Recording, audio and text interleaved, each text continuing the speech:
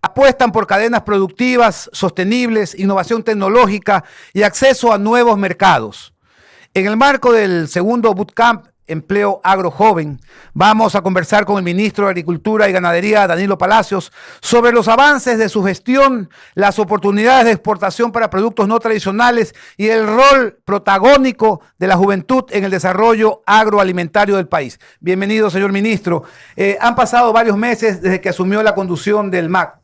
Si tuviera que resumir en 3 logros concretos su gestión, ¿cuáles destacaría como transformadores para el agroecuatoriano? Sí, bueno, bienvenido. Buen día, Javier, y todos los presentes. A ver, nosotros nos enfocamos mucho en en la comercialización de los productos, que creo que hemos tenido mucho éxito, ¿no? Muchos de los emprendimientos a veces fracasan porque no tienen dónde vender su producto como tal.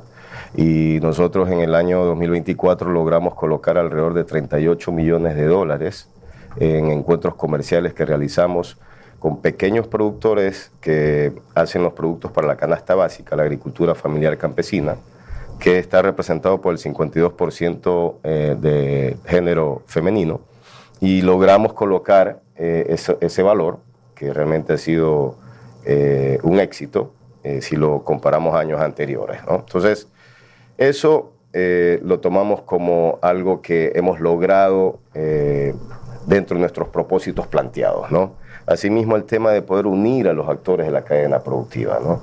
Siempre ha existido ese tema de esa desunión que hoy tanto necesita nuestro país, de unirnos para poder salir adelante, y hemos logrado dentro de los actores en todos los productos de manera consensuada tomar decisiones, ¿no? Señor ministro, el Bootcamp Agro Joven ha evidenciado el potencial innovador de la juventud rural. ¿Cómo se está institucionalizando este impulso para que no quede solo en eventos, sino se convierta en política pública permanente? Estamos justamente, desde el gobierno, estamos impulsando la política pública para el joven como tal, y venimos trabajando con cooperantes internacionales, con FAO. Desde el año pasado nosotros creamos este proyecto AgroJoven, donde estamos impulsando a emprendedores, ¿no? El día de ayer, casualmente, en el segundo bootcamp que tuvimos, logramos tener ahí a 200 jóvenes emprendedores con productos de valor agregado interesantísimos. Ahí veíamos, por ejemplo, algo que para mí va a tener mucho éxito: el tigrillo, ¿no? En sachets, para que tú te lo sirvas, te lo puedas llevar de aquí. Si viajas a otro país, llevas en tu maleta tu tigrillo, lo pones en una agua hervida y te comes un tigrillo riquísimo. Y realmente este emprendimiento está teniendo mucha acogida como tal. Y esa es la intención, ¿no? De que el joven, que realmente no es el futuro, sino el presente actualmente, sea el que tome la bandera y la responsabilidad también de caminar juntos para lograr el desarrollo del país, ¿no? Ministro, buenos días. Quiero que en una especie de resumen ejecutivo usted nos hable sobre los distintos productos de exportación e importación. Por ejemplo, dicen que el cacao ha explotado nuevamente. ¿Cómo está la situación del banano? ¿Estamos en buen momento del banano o no? ¿Cómo estamos con el tema flores? ¿Cómo estamos con el tema de frutas tropicales como la pitahaya, que también ha tenido un boom? ¿Cuánto puede afectar si es que finalmente se consolida lo del 15% de aranceles en Estados Unidos? ¿Y qué se está planificando para amortiguar eso en caso de que se consolide? Y también explíquenos sobre uno de los productos más importantes del consumo interno, que es el arroz. ¿Cómo se está manejando la política del arroz en general? Con lo que está pasando, ¿van a salir perjudicados o no los agricultores del arroz? Cuéntenos un poquito de cada una de estas cosas. A ver, miren, el cambio climático le da una oportunidad a nuestro país. Siempre lo digo, que los ecuatorianos somos bendecidos de haber nacido en el Ecuador, un país que está en el centro del mundo, un país biodiverso, donde tú tienes diferentes pisos climáticos que te permiten producir todos los productos que nos podamos imaginar. Un país con 2 estaciones, invierno y verano, que igual hace que tú puedas producir todo el año. Y eso nos abre las puertas. Tenemos productos tradicionales como banano, como cacao, como flores, como atún, como camarón, y que siempre hemos sido reconocidos por su alta calidad. Y yo veo futuro. El ejemplo de cacao hoy día, ¿no? ¿Por qué cacao se incrementó los precios? Por el problema climático que están viviendo los países de África, los 2 principales países, Ghana y Costa de Marfil, que perdieron alrededor del 30% de su producción. Y esto no ha cambiado, ¿no? Cada vez se complica más. ¿Qué pasa con banano? También afectado por el tema del clima, con mayor presencia de plagas y enfermedades en países que lamentablemente no han podido controlarlo, y que nuestro país, por su ubicación, es un país amigable para el control de plagas y enfermedades, ¿no? Tal cual de que hoy día Ecuador es el principal proveedor de productos orgánicos para la Unión Europea, porque justamente tenemos un clima que nos permite poder ofrecer productos sostenibles y cuidando el medio ambiente como tal, ¿no?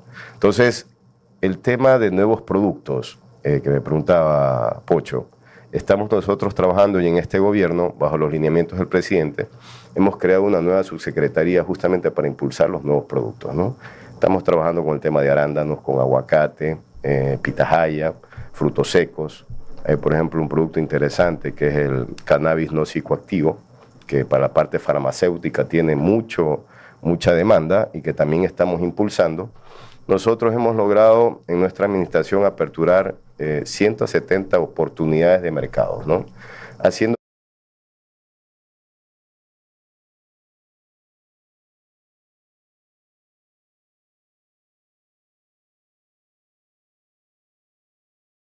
de que los productos por intermedio de Agrocalidad cumplan con las exigencias de otros países, ¿no? Y importantísimo también, y eso gracias a la buena imagen que tiene nuestro presidente, hemos podido lograr también acuerdos comerciales importantes, como China, por ejemplo, ¿no? China, que es un país inmenso, un país que viene cada vez mejorando su economía y cada vez mejora su población económicamente, y que permite que tengamos consumidores que paguen por productos de alta calidad como son los ecuatorianos, ¿no? Entonces, realmente yo desde nuestro sector veo de manera muy positiva, y es donde vamos a encontrar el crecimiento de nuestro país como tal, ¿no? En el tema de arroz, Pocho. Eso.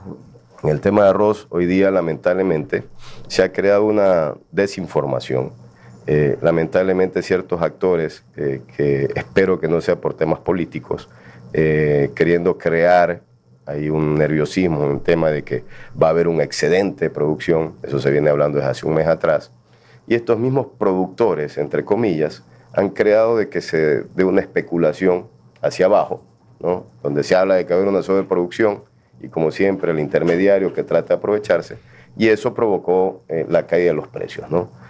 Nosotros, en base a informes que tenemos técnicos de nuestra gente, va a existir un excedente, no como se había mencionado, hablaban de 200.000 toneladas, nosotros calculamos que va a existir entre 90 a 100.000 toneladas, que de manera responsable, porque esto incluso yo lo elevé a presidencia, y estamos trabajando desde Cancillería para ver cómo, y con gran suerte tenemos resultados. Tenemos ya El Salvador, estamos a punto, estamos justamente en el proceso, hemos enviado ya nuestra oferta con el tipo de arroz, con precios y todo, y estamos muy cercanos a definir para poder exportar un primer volumen a El Salvador. Y también nosotros vamos a tomar el tema de la reserva estratégica para poder entrar también como gobierno a comprar el producto, ¿no? Aquí hay dos comentarios, tipo preguntas. Javier García dice, ¿por qué no proteger a los pequeños y medianos productores, hacer que paguen lo justo por el precio del arroz? Y Jorge Suárez, diga la verdad que están pagando el precio mínimo de sustentación en arroz. A ver, nosotros estamos haciendo controles desde hace 2 semanas, porque como le digo, les comenté hace un rato, esta situación más vale ha sido por esa información mal dada o anticipada, ¿no? Aún no hemos empezado la cosecha real del arroz como tal, ¿sí? Recién estamos, qué sé yo, creo que estamos cosechando el 8% de lo que tiene que salir, ¿no? Y en este inicio de cosecha, con esta desinformación, se han aprovechado, como les decía, los intermediarios, y de pagar precios bajos como tal, ¿no? Entonces, sí hemos detectado y hemos estado desde hace 2 semanas con operativos, con todas las autoridades, visitando. Es importante también que se presente la denuncia de manera formal. Para nosotros poder actuar necesitamos una denuncia formal, ¿no? Y en las denuncias que hemos tenido, porque hemos estado pidiendo, exigiendo, hemos ido a controlar para evitar de que sean víctimas de la especulación, ¿no? Ministro, qué un gusto tenerlo aquí en Punto de Orden. En el tema de banano y camarón, el país ha crecido a punta de especialización, es decir, se ha mejorado con aprendizaje, con reinversión, con tecnología, pero a punta realmente de especializarse. El caso del cacao, estos picos que hemos tenido en los últimos 2 o 3 años fueron por un tema coyuntural de un problema que tuvo África, que hizo que el precio del cacao ecuatoriano suba de una manera inesperada su precio. ¿Qué puede decir desde el ministerio acerca de la reinversión que se pudo haber producido con esos ingresos extraordinarios que tuvieron los propietarios de cacao o quien esté involucrado con cacao? ¿Se ha reinvertido responsablemente un poco para apuntar justamente esa especialización y mejora del sector? ¿O qué es lo que se puede? Bueno, justamente hemos estado motivando, ¿no?, al pequeño, mediano o grande productor que de pronto no está produciendo de manera efectiva para que aproveche esta época de bonanza y pueda tecnificarse, ¿no? Todavía existen productores que no tienen sistemas de riego. Yo les he dicho, hoy es el momento, la oportunidad, porque lo que te da la sostenibilidad es la eficiencia, ¿no? Y tenemos que hoy día lograr en esta época de bonanza que se dé. Hemos estado con nuestros técnicos justamente motivándolos, empujándolos a que hoy en esta época pues puedan lograrlo, ¿no? Yo siempre pongo como ejemplo el tema que sucede en banano, ¿no?, que lo conozco, nací en medio de los bananos y conozco, por ejemplo, banano que ha tenido muchas épocas de bonanza y todavía existen productores que no tienen un sistema de riego, ¿no? Entonces, a veces cuando las situaciones se ponen críticas queremos buscar culpables, cuando realmente quien tiene que defender su negocio es el propio productor. Es el productor el que tiene que de alguna manera generar las posibilidades para poderse mantener en el tiempo como tal, ¿no? Entonces, hoy día tenemos que aprovechar esta época, ¿no? Y yo les decía a los productores, trata de mejorar, haz un injerto en tu cultivo de cacao para que puedas mejorar las condiciones. Desde el INIAP hay 2 nuevas variedades, el 801 y el 802, muy buenos, que incluso el 801 está siendo más productivo que el CCN 51 y que incluso tiene una mejor condición aromática, ¿no? Entonces, estamos tratando de ver cómo en esta época se puede empezar también a probar esta nueva variedad que está dando buenos réditos, ¿no? Y en otro tema, ministro, en los sembríos de plátano, que estaban siendo amenazados por la plaga del moco, y justamente se hablaba de escasez de plátano, que había incrementado brutalmente el costo en el mercado. ¿Qué nos puede decir al respecto? No es tanto, no se atribuye el tema de la baja de la oferta por el tema de la enfermedad como tal, más justamente el tema del cacao provocó que muchos productores se trasladen de plátano a cacao. Y nosotros calculamos que hay un área como de 10.000 hectáreas de productores de plátano que pasaron a cacao, ¿sí? Y nosotros hemos analizado que en el tema de la enfermedad ha afectado no más allá de un 10% el tema de la baja de la oferta como tal. Es más el cambio, la decisión del productor de irse a ese cultivo que les ofrecía mejores precios. Ahora, mire, topando ese tema importante, nosotros tenemos que tomar una decisión porque la ley de musáceas dice que no puedes permitir siembras nuevas. ¿Cómo podemos nosotros contrarrestar esto? Justamente provocando que haya nuevas áreas de siembra para poder de alguna manera equilibrar este tema de la oferta y la demanda, ¿no? Porque hoy día está siendo afectado el consumidor final y nosotros tenemos la responsabilidad de velar por la soberanía alimentaria, ¿no? Ministro Carlos de Tomaso, lo saluda, buenos días. Yo tengo varias consultas. Primero lo felicito por el programa de emprendimiento. Justo ayer leí la noticia. Además los actores, FAO, la Universidad de la PUCE, etcétera, muy interesante. Tengo varias preguntas. Una, control de pesticidas. ¿El ministerio hace controles de los pesticidas que se utilicen para verificar que sean los aprobados bajo las normas internacionales? Porque es muy importante esto para la salud pública, ministro. Sí, de acuerdo. Tienen que cumplir un proceso, ¿no? Eso está en manos de Agrocalidad. No se aprueba ningún pesticida si es que no pasa todo el proceso, ¿no? Desde el origen, o sea, hay que saber desde qué país viene, de qué origen. Luego entra acá, hay análisis de laboratorio, donde tienes que cumplir que estés dentro de las trazas, de los rangos que se permiten del ingrediente activo, ¿no? Una vez que pasa todo ese proceso, se autoriza, ¿no?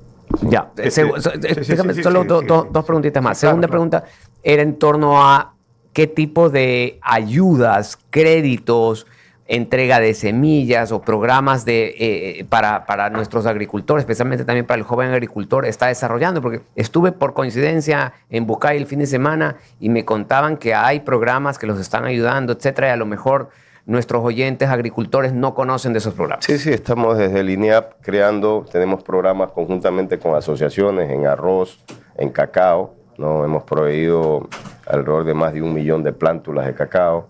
En el tema del arroz estamos en parcelas de campo, ¿no? Porque estamos tratando incluso nuevas variedades y para tratar justamente de tener nuevas alternativas, ¿no? Nosotros estamos trabajando con una semilla que ya debe ser cambiada porque ha perdido ya sus características y justamente haciendo conciencia con los productores estamos en programas con arroz para poder buscar nuevas alternativas y productos que nos sirvan y se pueda continuar aprovechando la venta de ese producto, ¿no? Ministro, 2 preguntas también. Una de un cafetero importante aquí que me está escribiendo. Me dice, pregúntele por favor al señor ministro sobre la crisis de producción de café en el Ecuador. Producto cultural en el país sigue siendo deficitario para cumplir con el consumo interno. Yo recuerdo que la zona cafetera ecuatoriana era por el sector de Jipijapa, le dicen incluso la Sultana del Café, Loja, que es un gran sector cafetero. Pero así el banano se mantiene fuerte. El cacao ha despuntado nuevamente, pero el café está ahí, que no sale. ¿Qué pasa con el café? Les comento que estamos trabajando con el clúster cafetero, donde están también industria, productores, y nos hemos puesto metas. Hoy día estamos trabajando para poder impulsar y poder crear 20.000 hectáreas nuevas del cultivo de café, ¿no?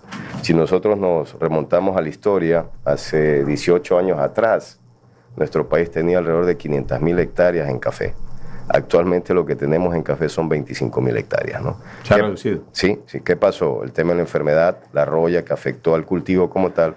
Segundo, el negocio que no era bueno y la gente decidió cambiar a otro cultivo o simplemente abandonarlo.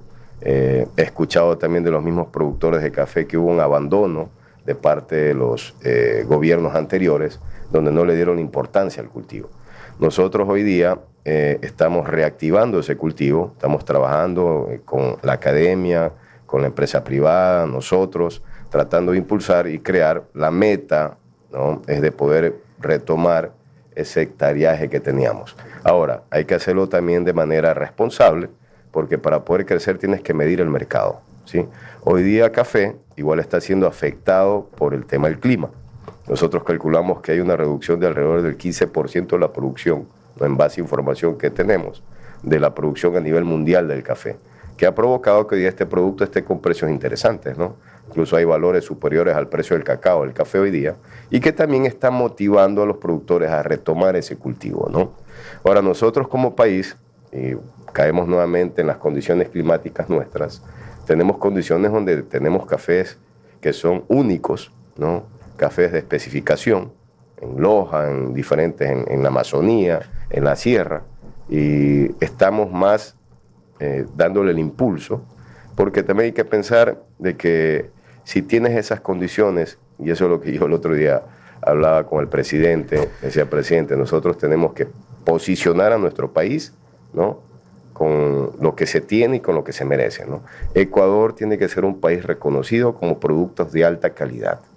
Y eso también nos va a permitir poder tener precios que permitan una rentabilidad que sea bien distribuida tanto al productor como a quienes colaboran con el productor. Ministro, una pregunta del público de una oyente. Dice, pregúntele por favor al ministro el precio oficial del cacao en baba y seco. Ah, sí, justamente también me están preguntando. Que por favor le pregunte al ministro que cuánto están pagando por quintal de cacao por tonelada. Y también quiero hacer una pregunta así ya de investigación personal. Tema del banano. El banano ha tenido un grave problema en los últimos meses, yo diría desde mediados del año pasado hasta ahora, que es el tema de los contenedores, que están escasos y caros. ¿Qué se ha podido hacer para solucionar este problema? Porque todavía hay una disminución en la exportación por este problema, de que los contenedores están escasos y además están, justamente por la escasez, están a precios muy altos. Pocho, oferta y demanda, ¿no? El costo alto o el precio alto de los contenedores está obligando a las empresas navieras más grandes del mundo a construir más contenedores, ¿no? MSC, MERS están justamente en la construcción de nuevos contenedores y eso se va a mejorar, ¿no? Va a mejorar. Más esta situación fue más provocada por estos conflictos que han existido en ciertas regiones, ¿no? Que a veces no permiten de que tú puedas regresar con los contenedores como tal, ¿no? Pero en sí, como todo lo que sucede, ¿no? Mira lo que está sucediendo ahora. el tema del cacao, donde todo el mundo se está volcando a sembrar cacao. Ajá, sobre el precio del cacao, no se olvide. Sí, el precio del cacao, a ver, también soy productor de cacao y lo hablo con propiedad. Actualmente lo que es el cacao en baba se está vendiendo entre 45 a 50 dólares la lata, ¿no? Porque lo vendes así en baba. Y se comercializa ya, el que te compra el cacao seco está entre 230 a 250 dólares. La información que tengo de la semana anterior que logramos vender algo de cacao como tal, ¿no? Entonces, hay una situación ahí. Uno es el precio en la bolsa de valores y otro el precio que se da acá, ¿ya? Hay mucha gente que por el tema de inseguridad prefiere vender su cacao en baba, ¿no? Para que quien te compra el producto vaya directamente al lugar donde tú produces y así te evitas ese riesgo de que puede haber, porque en algún momento, como el precio empezó a subir, te asaltaban los camiones, ¿no? Hemos estado haciendo un trabajo del Ministerio, conjuntamente con el Ministerio del Interior, para poder hacer operativos en conjunto, para acompañar esos camiones, para evitar el tema de asaltos. Pero eso sucede, ¿no? A veces tú decides dependiendo de tu comodidad o de tu seguridad como tal para... Y en ese tema, ministro, de la seguridad de los agricultores, de las fincas, de los productos que salen, ¿cómo está la situación, coordinación del ministerio con el Ministerio del Interior, carreteras seguras? ¿Qué sabe de la situación? Porque eso también nos escriben. Para incluir sobre esta pregunta también la seguridad de la carga que se importa, porque mucha carga importada se roban, los contenedores enteros se los roban, y es una cosa que destruye o los los negocios. vacunan en los puertos. Sí. A ver, miren, ¿qué es lo que ha sucedido? Un poco lo voy a hablar, ya que habla de contenedores, Pocho. ¿Saben de cuándo empieza a crecer el tema de la contaminación de droga en banano? Cuando empieza a cambiar el sistema de transporte de banano. Antes se exportaba en barco, ¿sí? Eran pocos los contenedores. Cuando empieza a crecer el tema del transporte, lógicamente más barato, de contenedores, empiezas a darle más oportunidades de contaminación a estos grupos delictivos. Del Ecuador salen alrededor de 10.000 contenedores semanales. Ellos tienen 10.000 oportunidades de contaminar, ¿sí? Entonces, un poco para entender esta situación, ¿no? Se me fue el hilo ahí de los planes de seguridad de las fincas, cómo está la coordinación con los ministerios, carreteras seguras, contenedores que llegan también. Carlos, algo que hay que destacar de este gobierno, que se trabaja de manera articulada, ¿sí? Yo creo que la mejor acertación que tuvo el presidente es poder reunir gente comprometida, ¿sí? Nosotros... por ejemplo, el día de hoy tenemos un gabinete donde analizamos de manera conjunta, estamos coordinando entre los ministros cómo poder de alguna manera ser más efectivos, ¿no? En las decisiones o metas que nos pongamos como tal, ¿no? En el tema de seguridad, nosotros hemos creado ciertos grupos de productores, ¿no? Que crean su grupo, su red, para poder estar conectados, ¿no? Y que la información fluya más rápido y poder actuar. Estamos nosotros inmediatamente, cuando sucede algo, recibimos la información, nos contactamos con el Ministerio del Interior y él inmediatamente toma la decisión a quién derivar esa información dependiendo de lo que suceda, ¿no? ¿Qué es lo que ha pasado? Miren, nosotros hemos sido efectivos en el control de contaminación, ¿sí? Efectivos si lo comparamos cómo ha disminuido, ¿ya? ¿Qué crea eso? ¿Qué ha creado eso? Que le quitaste el flujo, pues, a estos grupos. Y luego empiezan otras formas de cómo obtener, ¿no? Y vienen las vacunas y vienen los secuestros. Nosotros, hablo porque igual yo participo de los gabinetes, estamos también hallando las formas de cómo contrarrestar, ¿no? Entonces, este es un tema del día a día, que pronto tú ves lo que sucede en el día, y si nosotros analizamos la mayor de los casos que se dan en este tema de muertes, por ejemplo, es dado entre estos mismos grupos. ¿Y se le está dando facilidades de porte de armas a los agricultores o a los guardias? Estamos justamente, eso es un trabajo que hemos hecho. Por ejemplo, en la zona Guayas, nosotros estamos trabajando con una asociación donde hemos facilitado el tema para que puedan obtener de manera más fácil e inmediata el porte de armas, ¿no? De esa manera es como lo estamos haciendo. Ahora, un tema también que hay que hacerlo de manera responsable, ¿no? De manera responsable, porque al final no terminas de conocer a todos quienes están en el grupo. Ministro, tal, ¿no? al concluir esta entrevista, lo quiero combinar a usted para que lidere una gran mancomunidad del Guayas y otras provincias aledañas para hacer un dragado definitivo de los ríos. Porque los ríos, el no dragar los ríos, el río Guayas, por ejemplo, hace que esta provincia sea propensa a inundaciones, ciudades y cultivos. Sí, sí, sí. Entonces, aquí está abandonado el dragado de los ríos. Sí, Entonces, sí, sí, y no solamente hace falta una gran draga, porque la que trajeron es usada y de juguete, una gran draga, sino varias mini dragas o dragas movibles a lo largo del río. Entonces, no es solamente un problema ya de la prefectura del Guayas, es de crear una gran mancomunidad liderada por alguien del gobierno. De acuerdo, ¿no? A ver, miren, el mejor ejemplo está en lo que sucedió con Chone, ¿ah? El año 2023, cuando tuvimos el problema de las inundaciones, si no me equivoco, el 2024. Y la presencia del gobierno, y donde se decidió también dragar todo el tema del río y también la entrada al mar. Y este año no hubo la misma inundación, aunque cayó más agua en Chone, ¿no? Entonces es importantísimo el tema de dragar. Hay muchos sedimentos durante muchos años. Y nosotros estamos abiertos. Miren, nosotros estamos trabajando con un proyecto país, Javier. Yo personalmente siempre lo veo así, ¿no? Y yo estoy presto para poder trabajar por el país en los problemas que existan y dispuestos a, de manera conjunta. Lidere usted, ministro, sin lidere ninguna, usted, sin es ninguna el bandera gran política, dragado ¿no? de los ríos de la provincia. Y vale Urgente. preguntarle al maestro de Tomaso, que conoce mucho de derecho público, ¿se puede revertir ya la competencia para que nuevamente el Estado asuma el dragado de los ríos? Porque desgraciadamente la prefectura en general, no estoy hablando de tal o cual administración, llevamos 15 años creo en que se le dio la competencia a la prefectura y ninguna de las prefecturas terminó de resolver este problema. Es una competencia concurrente que la pueden manejar las dos instituciones o ponerse de acuerdo, o no es que tiene impedimento el ministerio para también traer una draga, porque hay competencias de acuerdo a la Constitución que son concurrentes, es decir, que dos gobiernos de distinto nivel pueden ejecutar. Ahí está, ministro. Ahí debería ser, por ejemplo, comandado por usted, señor ministro, el municipio de Guayaquil, el municipio de San Borondón, de Daula, la prefectura, hacer una gran mancomunidad.